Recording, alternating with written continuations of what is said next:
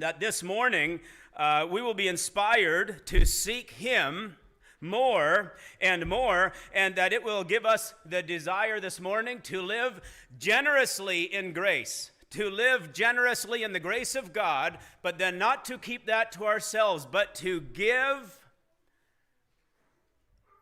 recklessly to those around us. And so it is my desire that we will be encouraged to live graciously. The sermon is entitled, Living Graciously in a Graceless World. The world is a hard place, is it not? Have you not discovered that yet? That perhaps you feel like the flowers on the wall behind me sometimes, that you are, we're told all the cliches, bloom where you're planted, right? That's true. Where you are. But so many times it feels like the road is only hard and packed and rocky, and it just feels like growth is difficult.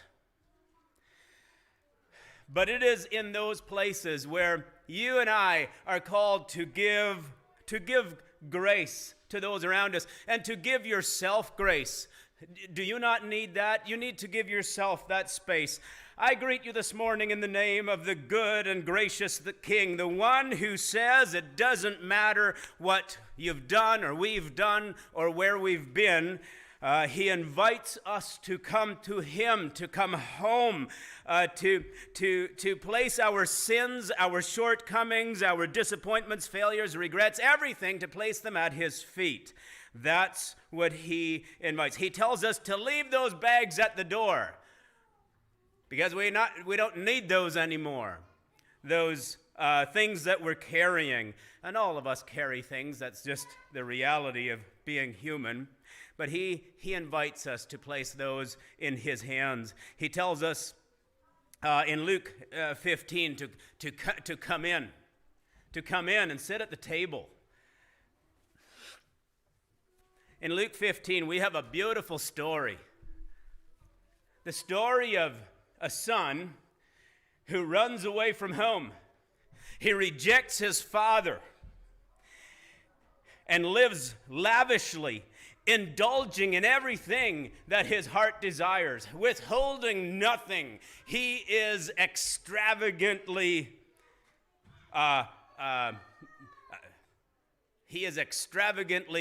reckless and turns nothing away. When he comes to his senses at the end of it all, many Bible readers here, of course, know the story. And when he comes to his senses, he's sitting there at rock bottom, knowing that he's wasted everything. He's just thrown it all away. And when he comes to his senses, he realizes his foolishness, and he decides to return home and be a slave in his father's house, to be a servant. He says, at least then I'm going to have a bed, and I know where I'll get food to eat. It's better than where I'm at right now. But here's what I want to get to. It's the father. The father, every day, he knows what his son's doing. But it's a father that every day goes to the door and he looks down the road and he's watching daily. He doesn't know if the son will ever come home. That's what the father's doing every day, longing for his son to return. The father knows that his son has wasted his life, his possessions, his inheritance. The father knows his son's selfishness, that he was completely indulgent and has done all the things that his father had taught him not to do. That's what, and that he's rejected everything that he was taught. And yet the father is looking. The father goes to the door and looks down the road and says, I wonder if today he will come back. And that's our Father as well. That's amazing. Wonder today, will he return? I don't care which city. I don't care if you've been to Babylon. I don't care if you've been sitting in the muck of sin and whatever else. Dear friends, that's the gracious Father who is calling us to come to him. But he is not calling us to come to be slaves in his household. He says, you are my children. That's what he calls us. When he looks down from heaven, he sees us as sons and daughters. And, he sees the muck of the world too. He sees the hatred and the unforgiveness and the pain, and he sees all of this. And I just delight in this idea Then he says, but look at my children. And I trust that's what you and I are endeavoring to do.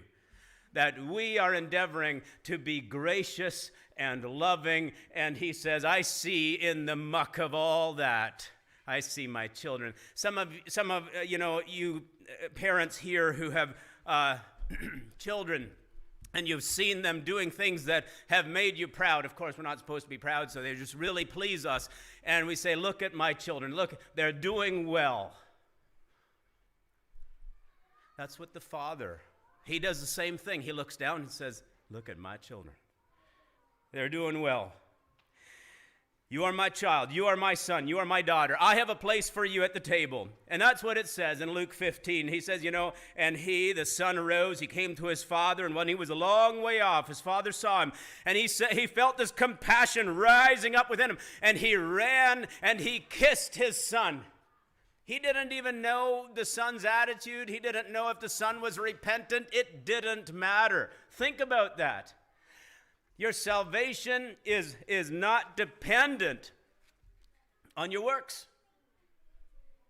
But you need to come. You need to come. And the son said, Father, I have sinned. I have sinned against heaven and before you. I'm not worthy to be called your son. And the father said to one of the servants, go quickly, get the best robe for him. Let's put a ring on his finger, shoes on his feet, kill the fattened calf. For my son was dead and is alive again, and he is found. And they began to celebrate. Oh, what a great picture of grace.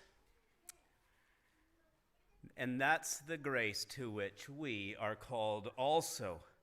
You see, in 1 John chapter 3, verse 1, see what great love the Father has lavished on us that we should be called his children. See what great love the Father has lavished on us that we should be called his sons and daughters, not his servants, that he actually has adopted us into his house.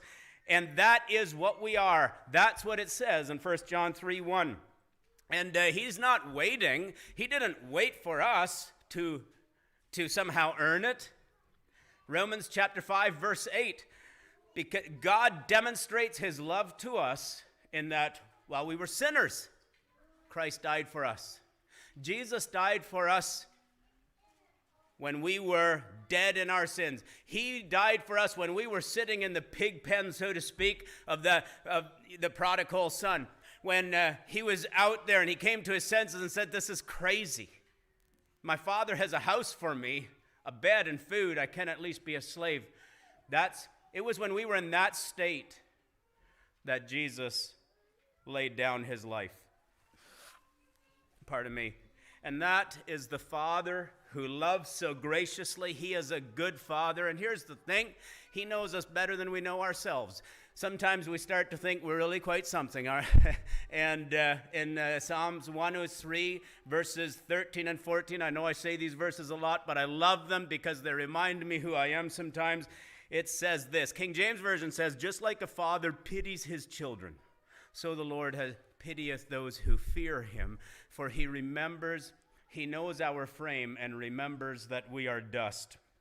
And the ESV would say something like this: as a father has compassion on his children, so the Lord has compassion on those who fear him, for he remembers our frame and remembers that we're dust. So every once in a while, I think God just is reminded. He's like, oh, Calvin, you are just dust. But he loves us, and he doesn't call us his servants. He calls us his children. But in that story, the father has another son. He's the good son. He's the son that stayed home and worked on the farm. He always did what his parents told him to. He obeyed the Jewish law. He showed up at the synagogue. He worked hard, and he knew it. He never rebelled outwardly. And it says this: now the older son, when he heard the celebration or the music, he came and drew near the house. He heard the music and dancing, and he called one of the servants and said, what's going on? And he said, your brother Your brother has come home, and we've killed the fattened calf, and we're celebrating. And he was angry. And you and I get it, do we not? He was angry, and he said, I'm not going into the table. He refused to go in. His father came out, same father that looked down the road, same father. He came out and he begged him. He said, brother, come in. Come in. And he said, Dad, all these years I served you. I never disobeyed your command, and you never gave me even a young goat so that I can celebrate with my friends. But when this son of yours comes home who has devoured your property with prostitutes and killed the fattened calf for him? And Dad said, Son, you are always with me. All that I own is yours. But it is fitting to celebrate and be glad because your brother was dead and now he's alive. Those are verses from Luke 15. Where do you find yourself in the story? Do you find yourself the mom or the dad, maybe, going to the door every day, watching down the road, looking, waiting, knowing that one day your child will return? Or perhaps you find yourself as the son who headed out to, I don't know where he went, Babylon. Maybe you're finding yourself there living selfishly, sinfully, trying all the things, and just finding that they're empty. Pardon me. Or perhaps you're the self-righteous one, the brother, believing that your good works, you've never disobeyed. You've shown up at church every Sunday, even taught Sunday school. I've just haven't really killed anyone. And maybe that's where we find ourselves, with our long looks and casting glances at the neighbor who mows his lawn on Sunday. How easy it is to be him. When the Pharisees brought the woman to Jesus, the woman who was caught in adultery, they held the stones in their hands. Well, you know the story. The grace that Jesus showed. He didn't pick up a stone. We would never stone her either.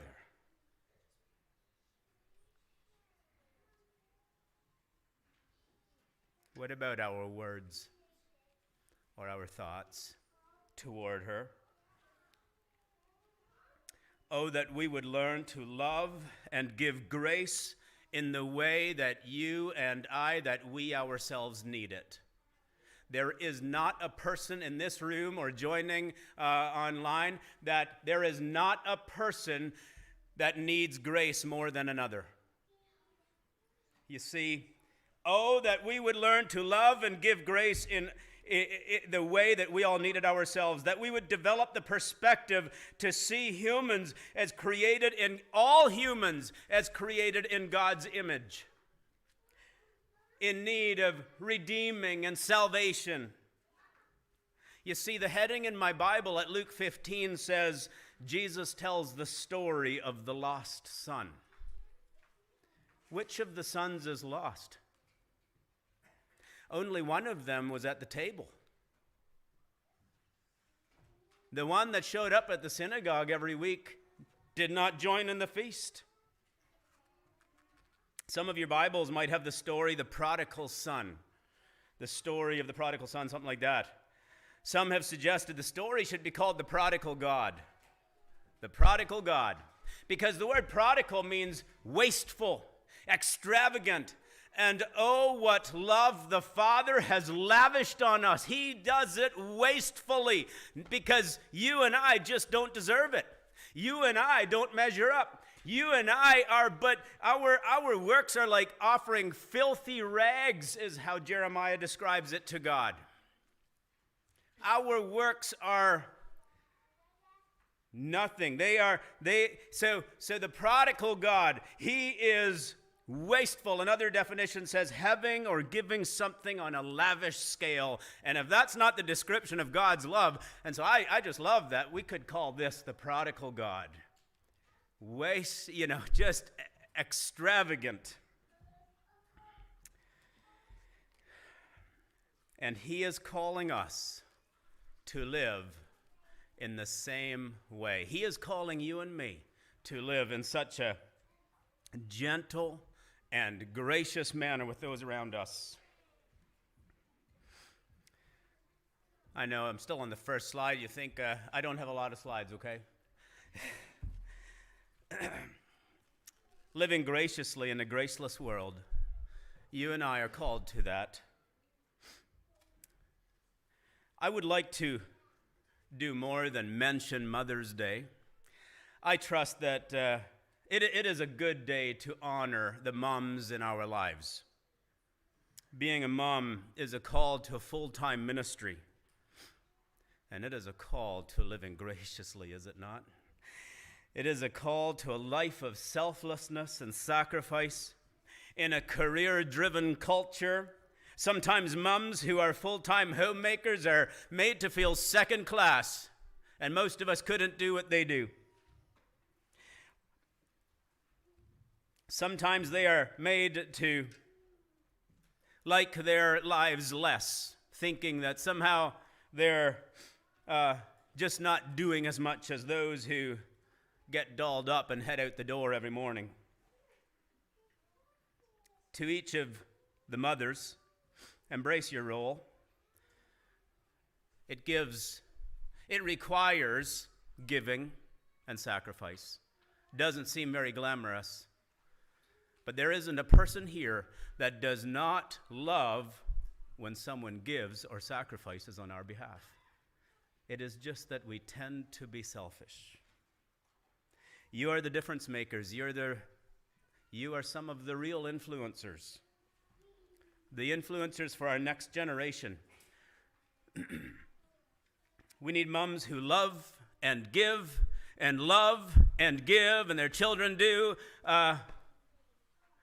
things that we didn't teach them, and we love and give and love and give and serve and sacrifice. We need moms who are willing to be invisible. Perhaps the culture does call it second class. I'm going to read, I know I read this before, but I think it's just so fitting. This is written by Nicole Johnson, and she says this: it started to happen gradually. I'd walk into a room and say something, no one would notice, and I would say, turn down the TV, please. I'd get louder. Nothing would happen. I'd get louder. Turn down the TV, please. Finally, I'd go over and turn down the TV myself. And then I started to notice it elsewhere. My husband and I were at a party for about 3 hours, and I was sort of feeling ready to go home. And a friend walked in, and he just kept right on talking. He didn't even turn toward me. That's when I started putting it together. He can't see me. I'm invisible. I'm invisible. Then I started to notice it more and more. I walked my son to school, and his teacher would say, "Hi, Tyler, who's with you?" "Nobody." Nobody? Granted, he's just 5, but nobody? One night, a group of friends gathered, and we were celebrating a return of a friend from England. Janice had just taken this fabulous trip, and she was going on and on about the hotel she stayed in, and I was sitting here looking around at the other women at the table. I'd put my makeup on in the car on the way there. I had on an old dress because it was the only thing clean, and I had my unwashed hair pulled up in a banana clip, and I was feeling pretty pathetic. And then Janice turned to me and said,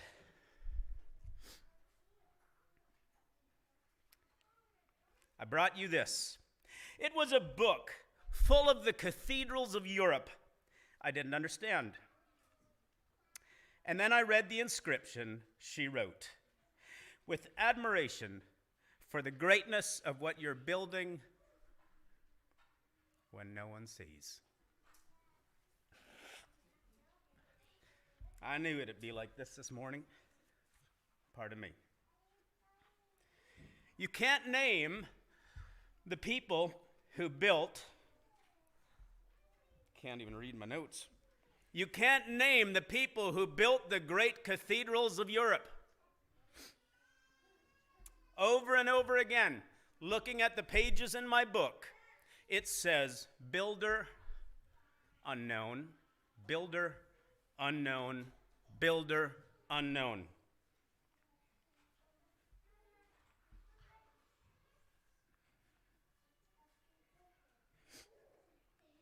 There's a story of one of the builders who was carving a tiny bird inside a beam that would eventually be covered by a roof.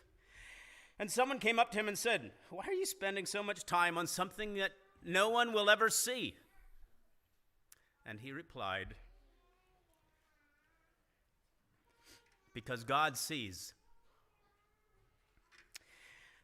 They trusted that God saw everything. They gave their whole lives for a work, a mammoth work they would never even see completed. Think about that. Some of these cathedrals took like 100 years to build. And, thanks, Dave. Took 100 years to build. They would never even see the completion of their own life work.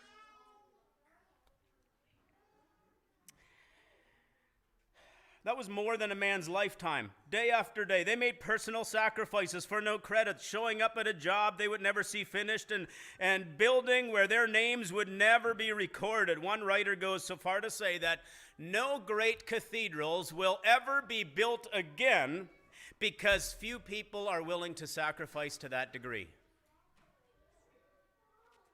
I closed the book, and it was as if I heard God say, "I see you. You are not invisible to me.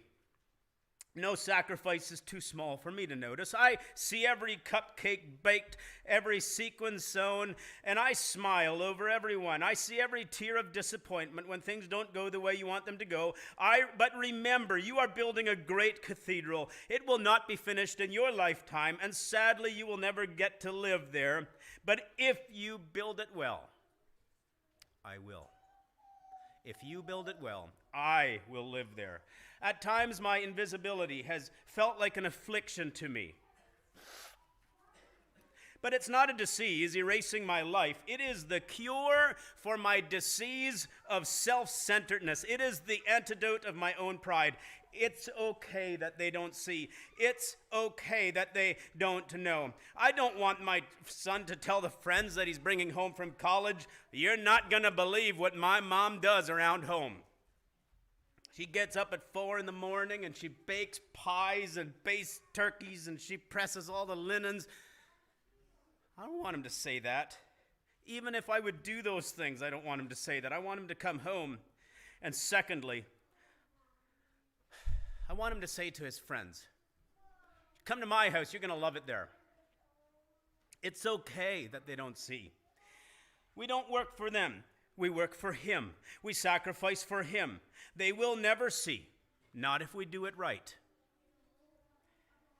Let's pray that our work will stand as a monument to a great God.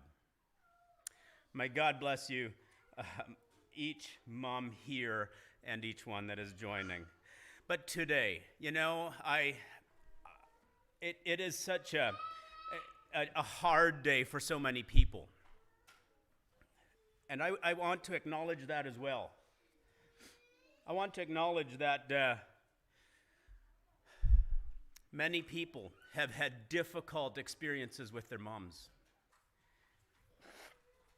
So while some of you enjoy breakfast in bed, which I tried once, is completely overrated. Some of you enjoy hugs and chocolate. Some of you will celebrate with family lunch. But for many, today is flecked with pain.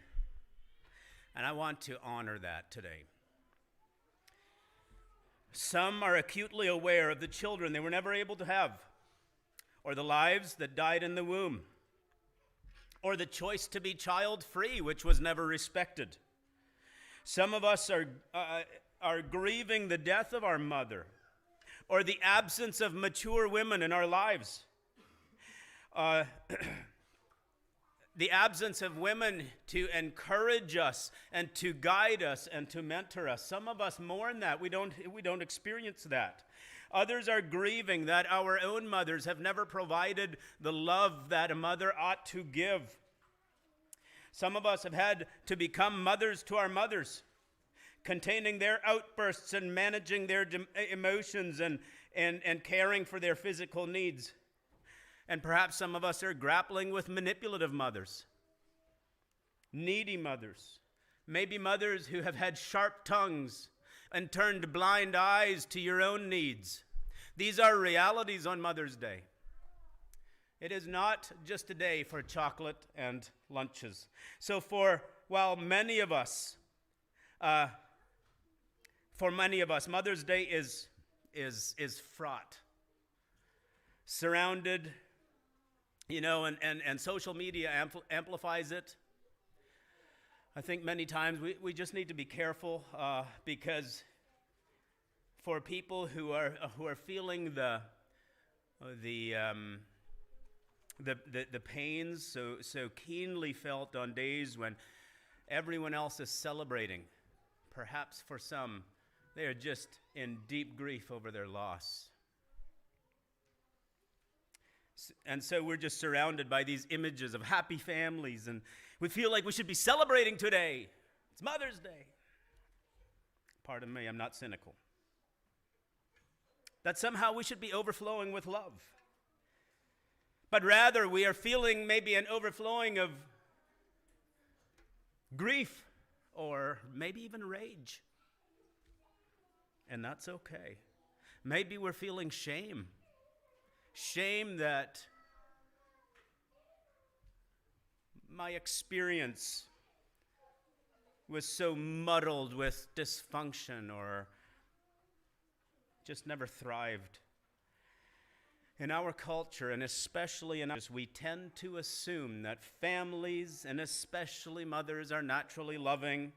But sometimes I find myself just recognizing that it's just not the case for everyone. We live in a broken place. And so to those who gave birth this year to their first child, we celebrate with you. To those who lost a child this year, we mourn with you. To those who are in the trenches with little ones every day and wear the badge of food stains, we appreciate you. To those who experienced loss through miscarriage, failed adoptions, or running away, we mourn with you. To those who walk the hard road of infertility fraught with pokes and prods and tears and disappointment, we walk with you. Forgive us when we say foolish things. We don't mean to make it harder than it is. And to those who are foster moms, mentor moms, spiritual moms, we need you.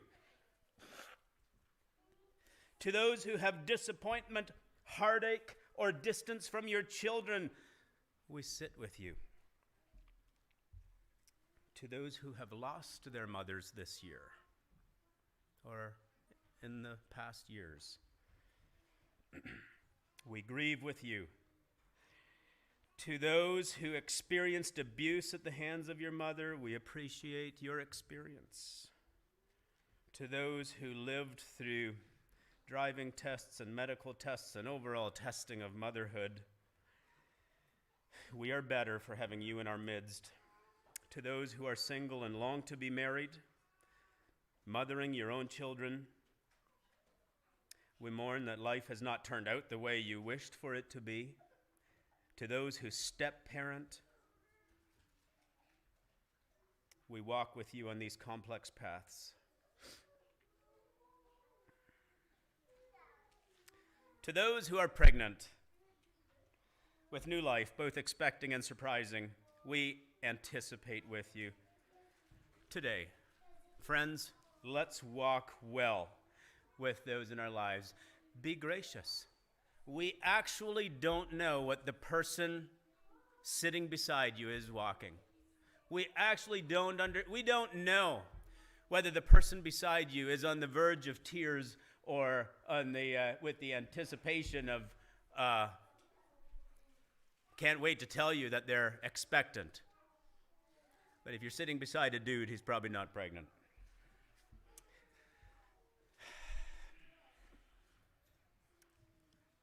This Mother's Day, we remember the broad range of experiences.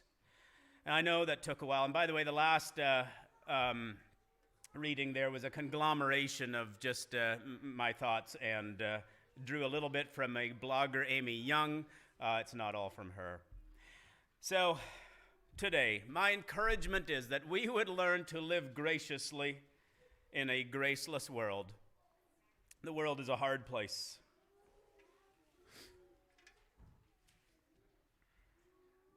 Be gracious with yourselves. That's for moms, but it's for everyone. Be gracious with yourselves. Give yourself space. Press to the Father. Be running down that road toward the Father who is coming out of his house every day and looking down the road and just wondering, I wonder if he's going to come. I wonder if she's going to return today. Make today that day. And contrary to the popular message, you are actually not enough. You need the Father. I saw this plaque, and it's a popular message these days. It's meant to encourage, where it says, you are enough. You're actually not enough. You'll never measure up. You need the Father. We are inadequate. We need the Spirit. Think about this. Close your eyes and think about this. The person beside you, the person sitting beside you this morning, needs grace. The person besides you needs grace. That means they need others to be grace-giving. That's what it means. The person beside you may be on the verge of tears, may be lonely, may be angry, may be grieving. We don't wear those things on our sleeves. We don't wear, we learn to laugh because it covers the pain. And so it is at home where we dare to cry. The person beside you may be sad, may be worried. The person beside you needs grace. The person beside you needs you to extend it. Living graciously in a grace-filled world. Let me tell you just a few things. Well, before I get into this, I think of this. I've shared it before, but you come up behind a car that has a sign on the roof that says student driver, and we just know we better give them space. They stall a few times in the intersection, no problem. They're a student driver because they have their sign. What if we would treat everyone like that? When they stall in the intersection, when they cut you off, instead of leaning on the horn, you imbecile, you selfless, they may be crying through their makeup.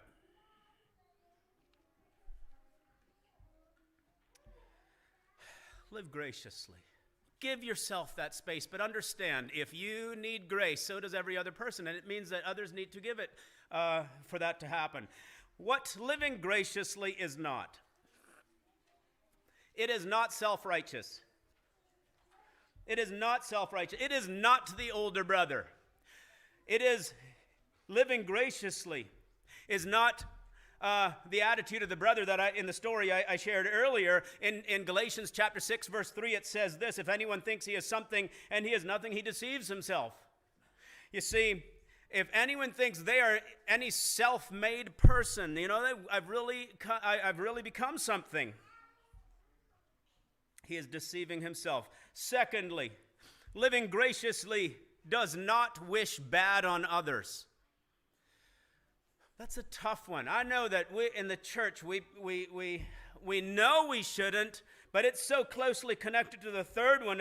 Living graciously is not jealous of others. It means that when something good comes to someone else, we rejoice with them. You're able to go to Mexico? Way to go. I hope you have the best time, instead of, really, I am so envious. I know we mean it as a compliment. Rejoice with those who rejoice. When something good comes along, high five them instead of muttering, man, I can't catch a break. You see, living graciously is not jealous. Rejoice with those who rejoice. Weep with those who weep. That's being gracious. It's not competitive with others. We are competing with no one. We are instructed to compete only in outdoing each other with good works. Can you imagine if the church actually became that way? And I just love it. And I see so many good things happening by the Spirit of God. You know, sometimes I hear I hear it a lot, and I hear it with this crowd right here. People who are using their workplace and their homes as platforms for ministry. And that's just amazing. We're competing with no one. I hear of people who have received gifts. No one told another person that you should give a gift to that person. That's just doing good. It's what it means to be gracious with others. So living graciously is not competitive. In Hebrews chapter 10, verse 24, it says, let us consider how we can stir up each other to do good works. In other words, let's compete with each other and so that we are driven to do good works. And number 5, the last one I have is, and this is a big one, living graciously is not agreeing with every idea. Many times we are accused of being intolerant because we disagree. It's funny how that just goes one way, isn't it? Well, it turns out the other person must be intolerant because they don't agree with me. How about that? But friends, let's be gentle. You know, when we find ourselves listening to a worldview that is, and they are certainly all around us, right? When we find ourselves being somebody is, whatever the issue is, I'm not going to name them this morning, that is just contrary to what is good. It's evil, perhaps even. You know, and that's what God says, that we're living in a time when they are taking what is good and calling it evil. And they take what is evil and they call it good. And that's the age that we're living in. You know, I think of, and I'm not, I don't want to go on with this at length. But when the NHL did their LGBTQ2SA plus events, then James Reimer was accused of being a bigot because he didn't participate. He stayed in the dressing room. He was accused of being a bigot and a hater. And there was a great article written in the National Post about him. And it simply said this: James Reimer, or his spirit rather, is the solution for hatred of the LGBTQ community. He is not a hater. He said, you ask the guys who've played on his team, when someone is going through something difficult, he's the first one to just identify it and be found sitting next to him in the locker room. That's the Spirit of God at work, friends, isn't it? May you and I become like that. Instead of casting the long glances and picking up stones, sit down. Not everybody's had your experience or mine, or perhaps not everyone was raised in a loving family. See, I think of that. I have done nothing to be given the opportunities. I have done nothing to be given the opportunities that I have. I have simply been placed in a really solid situation of which I am completely undeserving. And many people in our lives have never had good mentors, good teaching, never experienced deep love, maybe never experienced grace. And so that is for you and I to be the people like Reimer, or like Jesus, but who in that locker room find ourselves sitting down beside the guy. And this guy who wrote the article, by the way, in the National Post, you can look it up, is an atheist. He said, but Reimer, because he's not putting on a certain jersey, it doesn't make him a hater. Watch how he lives. May that be said of all of us. Find yourself, instead of, find yourself extending grace. In 1 Peter chapter 3, verse 15, in your hearts Honor Christ as Lord always, and always be prepared to give an answer for the reason of hope that is in you. Be ready to share a reason for the hope that you have. The last phrase, and do it with gentleness and respect. That's the last phrase, 1 Peter 3:15. Do it gently and respectfully, not by shouting at them, but may we learn from Jesus, pardon me, what living graciously is. Living graciously is to forgive. Living graciously is to forgive. Peter asked Jesus, how many times should I forgive my brother? And Jesus replied with that parable of the guy who was forgiven $1 million debt, and then he went out and he took the servant that owed him $10, and he took him by the throat and said, give me my $10. And he says, guys, you've been forgiven much. I'm paraphrasing. Why are you going to your neighbors and saying, give me those $10? He says, if you do not forgive each other, if you do not forgive others, then I can't forgive you. That's what Jesus says. Living graciously is to forgive. Always. Living gracious, and that can be a long journey. Living graciously is to love, to choose love. Love, is patient, kind, humble. It is not selfish. It is not irritable. It does not rejoice when someone else does wrong. Love believes all things. It hopes in all things and endures all things. Love. Living graciously is to choose love. And the last one, living graciously, is to serve.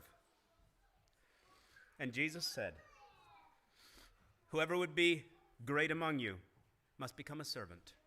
If you want to live graciously, don't serve the people that repay you only. Serve those who can't repay you. That's what it means to live graciously. Give to your neighbor who is unable to repay. That's being gracious. Give and give. Serve. Wash feet. I'm not advocating. I sometimes think about that. We don't do a lot of work on Sundays because of one of the commands. But if your neighbor needs a hand, serve him on any day of the week. Serve him. Because that's the call that Jesus gave us. Let's serve. To live graciously is to forgive, to love, and to reserve, and to serve. It is in Philippians chapter 2. It is to do all things without grumbling or complaining. Oh man, I don't feel like helping him today. Man, that guy is needy. Does he not realize I'm a busy guy too? We find ourselves like that in Philippians chapter 2. It starts by talking about Jesus having the same attitude that Jesus had, and it goes on to say that he chose the attitude to give himself completely, even to the point of death, the death of the cross. That's the attitude of Jesus, to give himself to that point. And then he says, you should have the same attitude as that. And then in chapter 12 he says, therefore now, work out your own salvation with fear and trembling. In other words, get the attitude of Jesus, but then work on your salvation. Verse 14, and do it without grumbling or complaining. It literally says that. So that you may be blameless and innocent children of God in a crooked and twisted world. When God looks down at the world, do you know what he sees? He sees crooked and twisted things. He sees all sorts of perversion. That's what he sees. But he says, look what he says. Do all things without grumbling or complaining, like children of God. That when he looks down, he goes, but look at my children. They're not grumbling, they're not complaining, they're not twisted and perverse. Holding fast to the word of life. This is what it says, ESV, so that in the day of Christ I may be proud that I did not run in vain or labor in vain. That's what it says. Friends, live generously. Live graciously in a graceless world. Don't expect it to return to you in the same way from them. But we're so guilty so many times of long looks and judgmental glances. That has never fixed anything. That has never drawn anyone to Jesus. That has never communicated love. Never. But to recognize how much grace we ourselves need and then be willing to extend it to those around us. May God bless you as you choose to live graciously in the world around you.